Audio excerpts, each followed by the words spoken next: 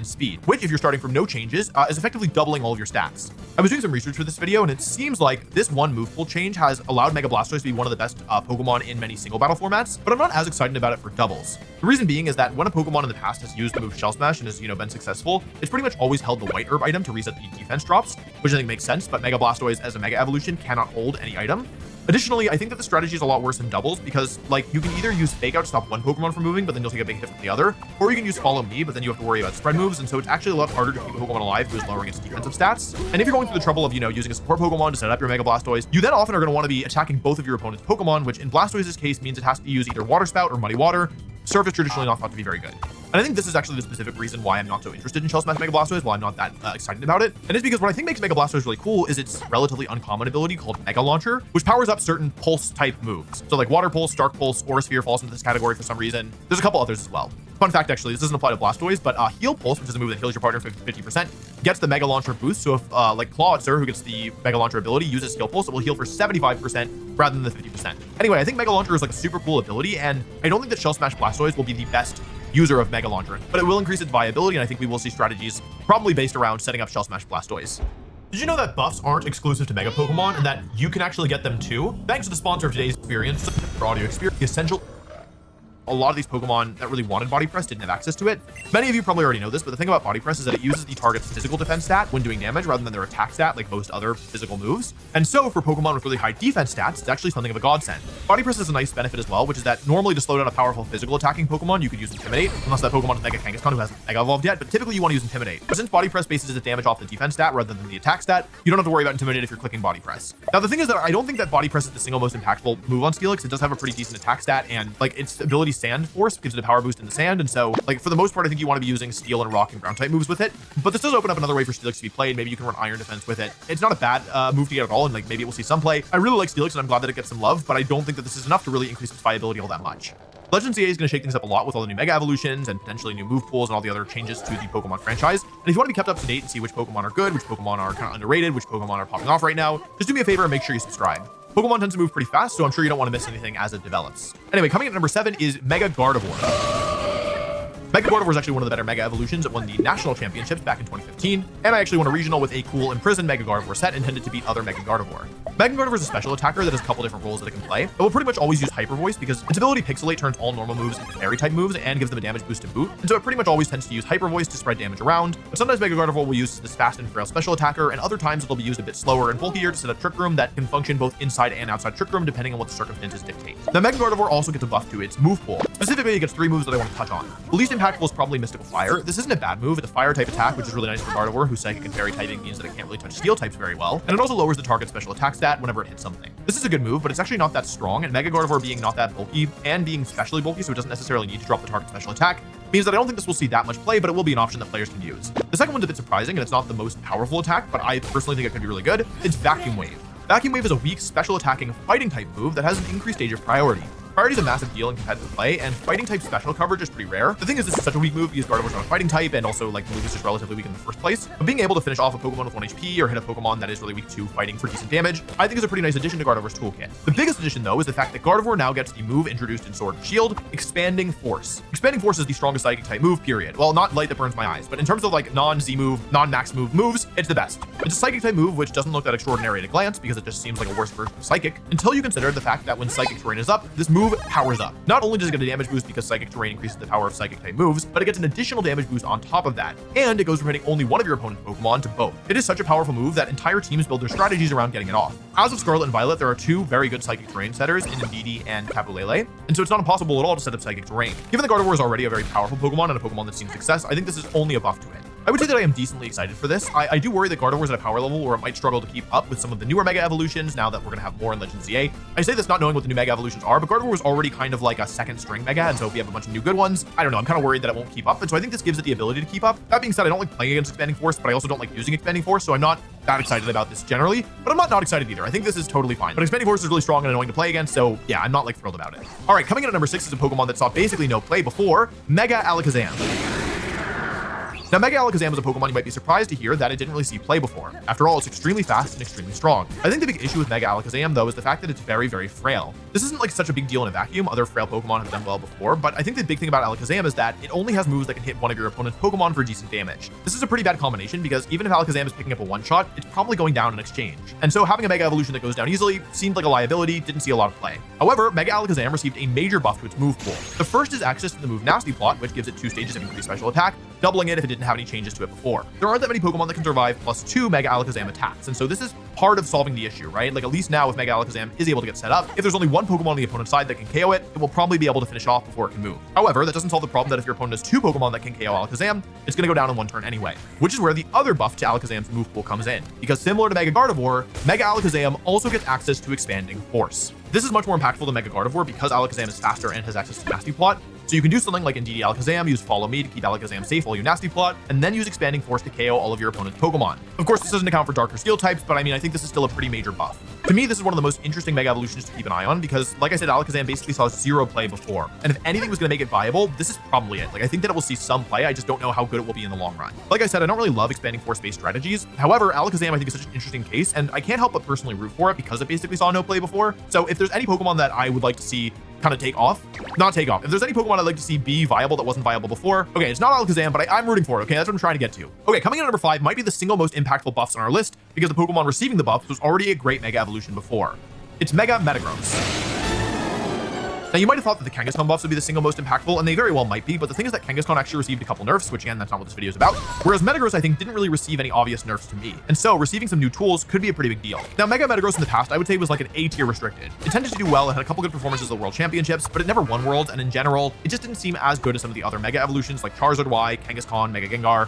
Those are kind of the big 3. Oh, Mega Salamence. Oh my god, I forgot about one of the biggest ones. Those are the big 4, okay? Mega Metagross was kind of in this awkward spot where I think it's a really cool Mega Evolution because it really changes the way Metagross plays. It becomes much faster and much stronger. Mega Metagross played as this offensive Pokemon that it wasn't really getting one-shots a lot of the time because it just wasn't strong enough, but because it had really good bulk and decent defensive typing by virtue of being a Steel type, it was able to consistently put out good damage to your opponent's Pokemon. If it hit something for super effective, it was probably going to get the KO, and it was really hard to get rid of, so it would kind of stick around for a while, outspeed a bunch of common Mega Evolutions like Kangaskhan and Charizard, consistently do damage, and eventually hope to win damage trades and finish off low HP Pokemon. And like I said, Metagross was already good, but it had some awkward things about its move pool, specifically its Steel and its Psychic type moves. I would say that Steel wasn't as big a deal. It got Iron Head, which gets the buff from its ability Tough Claws, which is good. It's a you know, respectably strong move, not the strongest, but it does have a chance to flinch, which is really good. Its other option was Meteor Mash, but because it's only a little bit stronger, it doesn't have a flinch chance and can miss, players tended to not use it as much. The real weakness though was its Psychic type moves. Metagross just didn't get a good Psychic type move. Its best option was then Headbutt, which is not very powerful and also misses. And so players would use it, but it was actually, I think, one of the big things holding Mega Metagross back was the fact that then Headbutt was really unreliable. And like sometimes you'd be like, oh great, there's an Amoonguss, I'll just one-shot it. And then you would miss and get put to sleep and lose the game. And so many players actually would just drop the Psychic move altogether using moves like Ice Punch and Stopping Tantrum, but then you're, missing out one of your, stab moves. It's not great, okay? Here's the thing. Metagross has been given arguably an upgrade to both its Steel and Psychic type moves. The Steel one is a little bit more contentious. Like, it's not necessarily a strict upgrade. Metagross got access to Heavy Slam, which is a move with variable base power depending on how much heavier the user is than the target. The thing is, Metagross is pretty heavy, and I guess it makes sense when you look at it. And so for a lot of Pokemon, it's going to be doing close to the maximum damage, which is a whopping 120. For context, that is 50% stronger than Iron Head. This is already a really strong move, but it also gets a boost from Metagross's Tough Claws ability, powering it up even further. I didn't mention this earlier, but it's also nice because Metagross as a physical attacker has to worry less about Intimidate because of its clear body ability, similar to the Scrappy and Inner Focus abilities we talked about earlier. You can't intimidate Metagross in its base form. And so being able to suddenly Mega Evolve, get a huge speed buff, a huge power buff, and then launch potentially a 120 power stab move boosted by Tough Claws. I haven't run any damage calcs for this, but I imagine it's going to be doing a lot to a lot of Pokemon. The thing is though that you do lose the flinch chance, and of course against like other Pokemon that are heavy, you won't be at full power. Sometimes you'll be at much less power. So it really depends on what other Pokemon are legal and how many of them are really heavy. Metagross's Psychic move, though, I think is just a strict upgrade. Metagross gained access to the move Psychic Fangs. Psychic Fangs is stronger than Zen Headbutt and never misses, and has the added benefit of breaking through Reflect, Light Screen, and all those other screen-based effects, which I say out loud, but I think is just Auroraville, actually. Having a consistent Psychic type attack that never misses and also is powered up by Tough Claws is a really, really big deal for Metagross, and I think with these move pool changes, it's entirely possible that Metagross goes up from the A tier to like the A+ or the S-, maybe even the S tier. It's a Pokemon to keep your eye on, and I would not be shocked at all if it was one of the best Mega Evolutions going into Pokemon Champions. The only reason that it's not higher up on my list is that it was already a good Mega Evolution before that saw play, and the Mega Evolutions that I'm personally more excited for are the Mega Evolutions that didn't really see much or any play at all, and now might actually have a chance. Which leads me to the number 4 Pokemon on our list, Mega Aggron. I like Mega Aggron. It's not very good, but I do like it. Here's the thing about Mega Aggron. They have spec'd this thing almost entirely into its bulk. It is so ridiculously tanky, and I mean, look at this defense stat. It's just monstrous. The problem is though that in double battles, like it's not so good just to be super tanky. You have to be able to contribute. And while Mega Aggron can, use Heavy Slam for damage, or I don't know, can use Thunder Wave, it just doesn't have that much to do. It kind of just sits in the field and allows your opponent to play a 2 versus 1. In other words, it can actually end up being a liability, or it could be a liability the last time it was legal, because there's been a change for Mega Aggron. It has gained access to Body Press. Additionally, Steel is the single best defensive type in the game, and Mega Aggron's ability Filter powers down all super effective moves. Being a pure Steel type is actually, I think, better here than being a Steel and Ground type compared to Steelix, because like you just have fewer weaknesses, and with access to Body Press, Aggron is now able to be not only a defensive threat, but an offensive one. The main strategy I expect to see from Mega Aggron is something like Iron Defense plus Body Press, Iron Defense increasing your defense stat, Body Press then using that to do damage. It is hard for me to imagine even super effective damage doing much to a +2 defense Mega Aggron because of Filter, because of the base defense stat. Now, Aggron isn't a fighting type, and so it's not going to be getting the same type attack bonus boost that it would get if it was a fighting type, but I'm not so worried about Aggron doing damage, to be honest, with Body Press. I don't think Aggron's going to be one of the best Mega Evolutions, but it was kind of borderline unusable before, and now it actually has a role that it can fill. We don't know what Pokemon are going to be in Champions, but I could see Sinistcha, who is, able to resist the ground and fighting moves that Mega Aggron is weak to, potentially even redirect them with Rage Powder. I could see it actually doing quite well with the healing from Hospitality, with the ability to set up. There's tons of other Pokemon that could work as well, but yeah, I think Mega Aggron is actually a Pokemon that we might see, which is not something I would have said prior to getting this move. Okay, before we get into the top 3, I want to talk about some honorable mentions. These are buffs that I don't think are going to be the most impactful, but I was still like found when I was doing my research for this video, so I wanted to talk about them. Mega Garchomp gets Scale Shot. On the one hand, this is like good in a vacuum because like Scale Shot's a great move and it boosts your speed and does damage, and so Mega Garchomp's main weakness is that it's slower than regular Garchomp. It seems good in theory. The problem is that Scale Shot, number 1, can miss, and number 2, like it only hits 4 or 5 times if you give it the loaded dice item, and so you might be using a 50 base power move some of the time that can also miss. Doesn't seem super good. I wanted to mention it. Charizard gets Weather Ball, which is a big deal because previously Charizard had to use either Heat Wave or Overheat, or I guess Flamethrower was an option as well. Weather Ball seems cool. Like it is better than Flamethrower because it's slightly stronger, but also it relies fully on the sun. I don't think it's like the most impactful thing. It also gets Scorching Sands, which I don't think is the most impactful thing. So I don't know. Interesting buffs. Don't think it's going to be a huge deal. Mega Venusaur gets Earth Power. I don't think this is going to be that big a deal because typically Mega Venusaur plays more like a defensive Pokemon using moves like Leech Seed or Synthesis or Sleep Powder, plus Giga Drain and Sludge Bomb normally as well. So I don't think it really can fit Earth Power very easily because it tends to be this Drain Tank Pokemon rather than an offensive sweeper, but it is a new move for its move pool. Mega Swampert gets Flip Turn. Now I don't really believe that this is going to be enough to make Mega Swampert the most viable, but it was somewhat viable before. It's because Swift Swim in the rain is really strong. I think the biggest thing for Mega Swampert though is whether it gets access to Wave Crash. If it gets Wave Crash, I could see it being much stronger because otherwise it has to use either Waterfall or Liquidation, which just aren't the strongest moves. We'll see. Mega Medicham gets Close Combat. I don't love Mega Medicham, but I did have to play one of the finals of North American Internationals back in 2019, so it was a Pokemon that, while not popular, was usable at the very least. In the past though, it had to use High Jump Kick, which is just like the biggest downside if you attack into Protect or you miss. Now it gets access to Close Combat, which I think that might be new.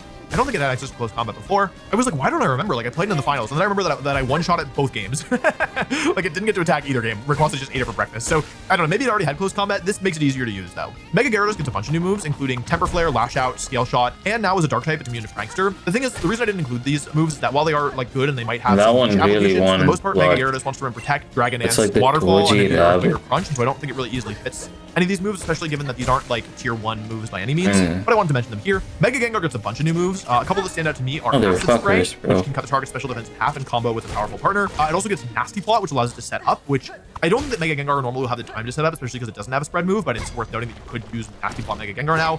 And the biggest one is Encore. Having a super fast Pokemon with Encore and Shadow Tag could be extremely good, especially because Gengar also gets Disable. Mega Gengar has a ton of moves, including Taunt and Will-O-Wisp, and so I don't know how easily it will be to fit Encore, but given how good Encore is, like, I certainly wouldn't be surprised at all if it's not a good play. Personally, I'm very excited for Encore Mega Gengar, though I don't know, again, if it'll be easy to fit it onto sets, but yeah, I mean, I don't know. Mega Gengar is my favorite Mega Evolution, and so getting a ton of new moves is very exciting for me personally. I think because I'm biased about it, I can't tell exactly how good Encore will be generally, but I do think that it will continue to be one of the best Mega Evolutions, even not knowing what the new Mega Evolutions are. We'll have to see if I eat my words.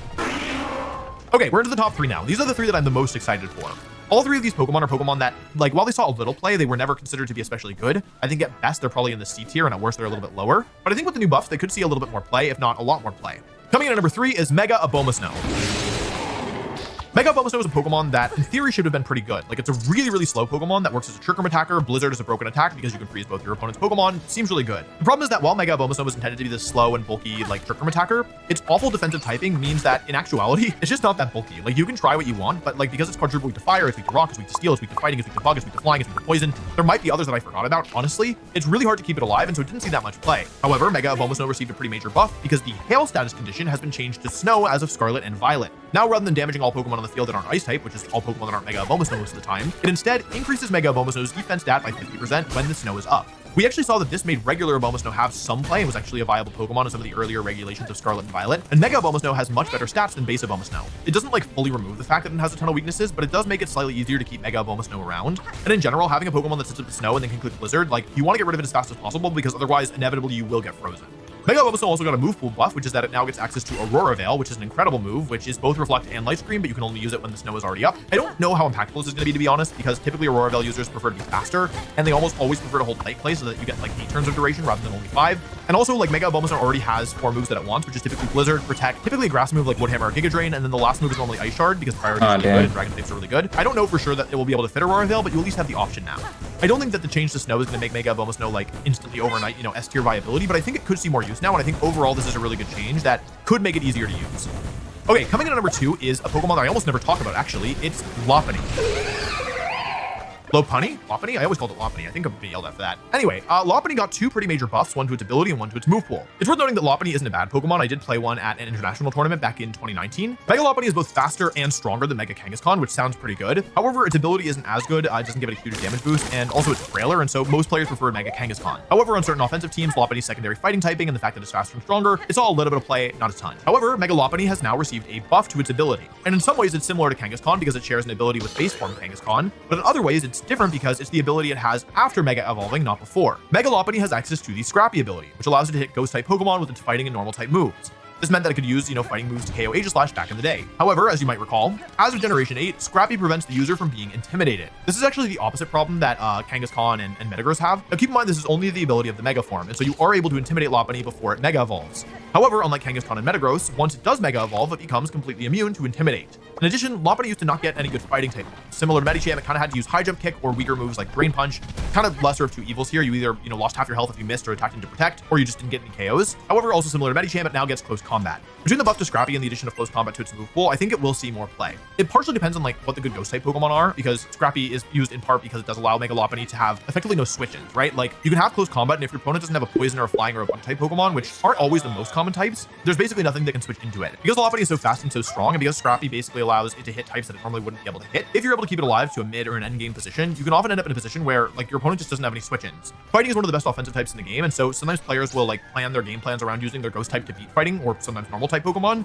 And so the fact that Lopunny can just ignore that game plan and invalidate it is a pretty big deal. I don't know for sure how good Lopunny will be, but I suspect that it will be used at least a little bit because this is actually a really unique kind of toolkit that it has access to, and I think that on the right team it can actually do really, really well. If it was in like D or C tier before, I could see a world where it moves up to B tier. Again, a lot depends on the other Mega Evolutions, but I think that Lopunny has much more of a chance now than it ever did before, which only leaves the number 1 Pokemon on my list, the Pokemon that I am the most excited for and the buffs that they've received, Mega Slowbro. First of all, I love Mega Slowbro. I tend to like the really goofy Mega Evolutions, and I think Slowbro certainly falls into that category, but I also think it's a really interesting Pokemon. Now, full disclosure, I basically never used Mega Slowbro, though it did see a little bit of use back in the day. Mega Slowbro is interesting because it's a super defensive Mega Evolution with a really cool ability called Shell Armor, which prevents it from getting crit. This might not sound very exciting, but it allows Mega Slowbro to do something that other setup Pokemon can't, which is actually play slow without fear of being crit. Normally, the weakness of a Pokemon that's just, you know, boosting its defenses forever is that the more you attack it, the higher the likelihood is that eventually you will crit it. Crits ignore stat boost, and so, you know, if you have +6 defense, I don't know, Registeel, and then all of a sudden close combat critical hits, you're probably losing that Mon. But with Mega Slowbro, you don't have to worry about that. So what buffs does Slowbro receive? Well, they're pretty much entirely based in its moves, unless I've missed something. Mega Slowbro gets access to Body Press. Mega Slowbro already had access to the move Iron Defense. So, Mega Slowbro is a Pokemon that can boost its physical defense and cannot get crit, and can then use that physical defense to do damage. In the past, when players tried to use setup Mega Slowbro, the problem was, although they got really tanky, like pretty quickly, the opponent would just KO all of Mega Slowbro's partners, and then it would be really awkward because, like, yes, Mega Slowbro was really tanky, but the problem was it was often fighting 1 against 4. And although it could, you know, do damage over time with Scald and like try and wear things down, oftentimes it just like didn't do enough damage to actually outpace the opponent. Now though, after a single Iron Defense, it's gonna start doing really real damage. Maybe now it would be okay to just get 1 Iron Defense off and then start using Body Presses. You could train Mega Slowbro to be very specially bulky. It's already extremely tanky. And after an Iron Defense, you get so much physical defense. This alone, though, isn't the only thing that I'm excited for with Mega Slowbro. It gets the new move Psychic Noise, which stops the target from healing after it's been hit. I wouldn't say it's an incredible move, but it can be really good on a more like support-oriented Psychic-type Pokemon, so I think it's worth mentioning. But the big move that it gets is similar to many of the other Psychic-type Pokemon on this list, Expanding Force. What's interesting about Mega Slowbro is that, despite being very tanky naturally, it also has a good special attack stat. I can see a world where Mega Slowbro actually becomes this like hybrid Trick Room attacker, where you use it to set Trick Room because it's so tanky and can't get crit, but then once you're in alongside Trick Room, you can use moves like Expanding Force, maybe Scald. It actually gets Flamethrower, so we can hit like Grass type Pokemon, as well as Steel type Pokemon, which would resist, you know, Psychic moves. And I can see it being this like bulky Pokemon that actually is also able to do damage, which is a personal favorite archetype of mine. I don't love Psychic Terrain based strategies, but I do like a bulky Trick Room setter that also does damage. I think that Mega Slowbro could be one of the higher skill Mega Evolutions to use as well, because before it Mega Evolves, it gets Regenerator. So if you think you're going to switch out in the next turn, you could actually delay Mega Evolving, set Trick Room up, and then switch out, and then Mega Evolve later in the battle. I think because Base Slowbro is actually a pretty decent Pokemon as well, I could also see a world where you use it as like a secondary Mega Evolution, where maybe you have like a more traditional offensive Mega Evolution, but you have the Stone on Slowbro, so you have the option if you don't want to bring it or if it's a better position for it. I don't know. I think it seems like a really interesting Mega Evolution. I don't think it's going to be S tier, but a good B tier Mega Evolution, I do love. I am a sucker for those guys. And I think there's a lot more that Mega Slowbro could do now than it could before, and it was already not so bad before. Anyway, that's my list. I didn't mention every single Mega Evolution that got a buff because I wanted this video to be a reasonable length. I just wanted to talk about the ones that I was the most excited for and I thought were the most impactful. But of course, it's also worth noting that things might change going to Champions. I think if anything, they might get access to more new moves or maybe an ability rework or two here and there. So we don't know for sure what's going to happen, obviously. Anyway, if you like this video and you want to see more content of me talking about other Mega Evolutions or the new Mega Evolutions coming in ZA, make sure you subscribe. We'll be talking about that within the near future. And if you like this video and you want to learn more about which Mega Evolutions were good or bad, check out this video I made on the 10 best Mega Evolutions.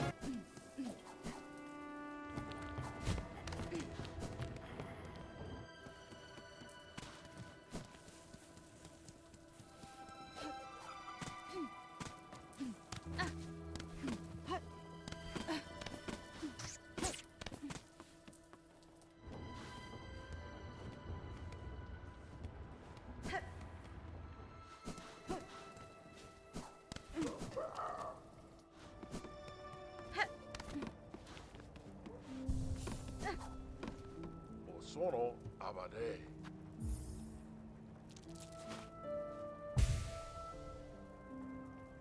Opa.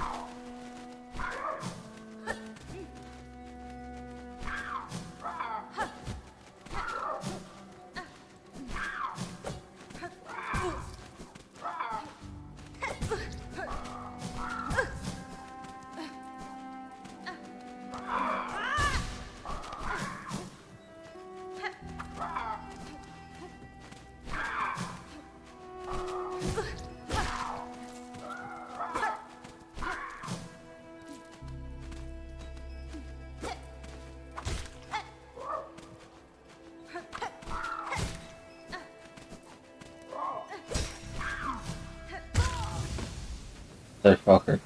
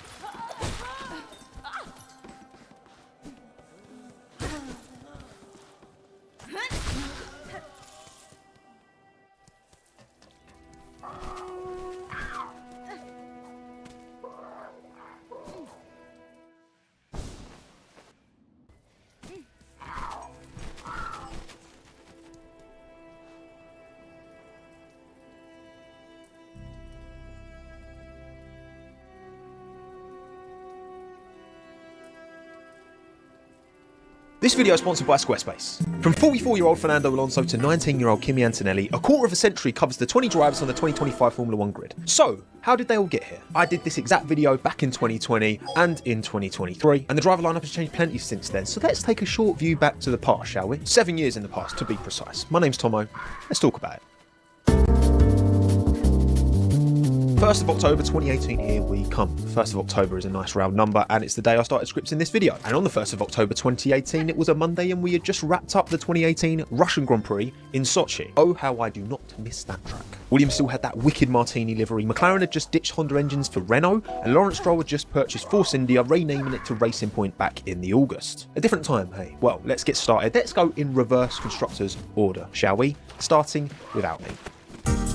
Pierre Gasly. The 29-year-old was 22 7 years ago, driving in his debut season of Formula 1 for Toro Rosso. Debut full season anyway, did do a few races in 17. 28 points by this point of the season post-Russian Grand Prix, with some standout performances to look back on. P4 in Bahrain, P6 in Hungary, P7 in Monaco, comfortably ahead of his teammate Brendan Hartley as well, who only had 2 points by this part of the season. Did Pierre impress in the same way that, say, a Charles Leclerc did in 2018? Not quite, and we will get on to Charles, of course, but he did show Red Bull enough to have the confidence to take him on to replace Daniel Ricciardo, who announced midway through the season that he'd be leaving for Renault at the end of the year. We all know how that one panned out, and the curse that has befallen that second seat ever since, right? But there's something about Pierre Gasly in that 2018 Toro Rosso. It's a great livery. It just hits me. Franco Colapinto. First rookie, Franco Colapinto, 22 years of age right now, which means he was just 15 7 years ago. And that was his debut year in car racing when he jumped up from karts in Spanish F4 to be precise. He did only take part in 4 races at the very end of that season, but he did win the final race of the year. Prior to that, he spent most of 2018 in his final bit of karting, competing in the original kart or OK spec of the CIK FIA Championship ladder. I mean, to be honest, no big results stood out in that 2018 final year of karting for him. It was much more promising in Spanish F4 in 2018, and he'd go on to win that championship in 2019, by the way. So he set the foundations. Franco was getting into his groove. Nico Hülkenberg. Ah, good old Hulk. Right, so he had quite the 2018, I think it's fair to say. Slap in the middle of his 3-year stint at Renault, and the good results were very good. P6s in Bahrain, China, and Great Britain, and a P5 in his home race in Hockenheim. Post-Russia, he was sitting joint P7 in the Drivers' Championship on 53 points, and would finish the year best of the rest, P7, with 69. Nice. And you know what's crazy? That P7 he finished in 2018 is his best ever finishing position in Formula 1 in his entire career. And even more insane, he DNF'd 7 times that season he DNF'd. Madness. Renault, sort it out. Well, I guess they have sorted it out, but I decided to not do their own engines anymore. I guess that would probably help. Gabriele Bortoleto. All right, next rookie, it's Gabby. The 20-year-old was just 13 7 years ago. Now, Bortoleto had a bunch of success in the OK Junior, Original Cup Junior, the one below Franco Colapinto in 2018. Racing for a very, very good team, CRG, who previously had Lewis Hamilton and Max Verstappen on their book, so pretty well trodden. We've got a bunch of banging results here, right? So Bortoleto finished P2 in the one-off Trofeo Andrea Margutti, then P2 in the WSK Supermaster Series, then P3 in the CIK FIA European Championship, then P3 in the CIK FIA World Championship. A superb season against top talent in the likes of Paul Aaron, Gabriele Mini, Jack Crawford, Dino Beganovic, and another current F1 driver, actually.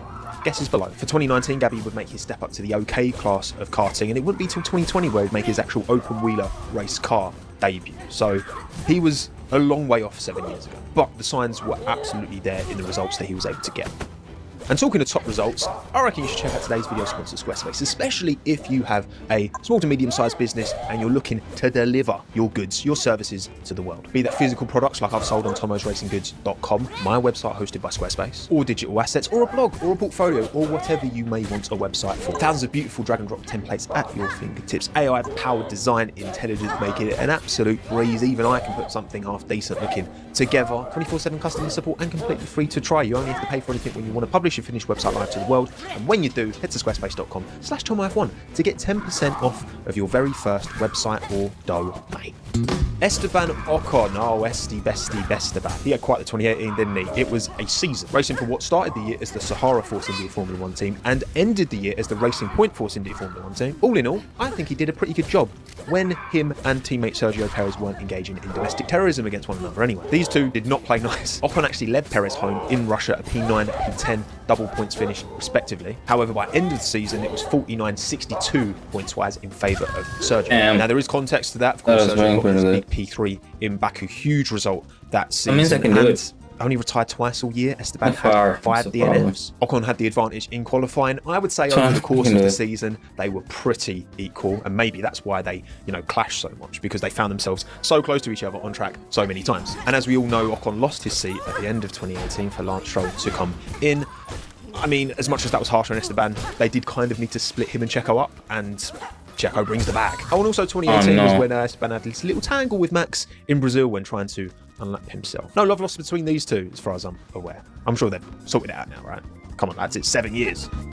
Ollie Behrman. So what about the boys from Chelmsford? Ollie Cubman, because he was not an adult, he was 13 like Gabriel Bortoletto 7 years ago, which again is crazy. However, you have to say they had very, very different 2018s, did the Brazilian versus the Brit. Because whilst Bortoletto was putting himself at the very top of the premier European karting series, Ollie was just breaking through outside of racing in the UK. Ollie only competed in one event in 2018, notable enough to make his Wikipedia page anyway, the IAME Winter Series in X30 Junior. He finished 5th in the 14-lap event in Valencia, a race won by Aston Martin Junior Mary Boyer. Why didn't he participate in more events in that year? Honestly, I'm not so sure. When I spoke to Ollie back at the start of 24, he did mention that budget constraints were a factor in his journey up the kind of racing ladder, hence why his first 5 years in karts were solely based in the UK. But it didn't slow him down because, spoiler alert, he basically won everything he raced in 2019.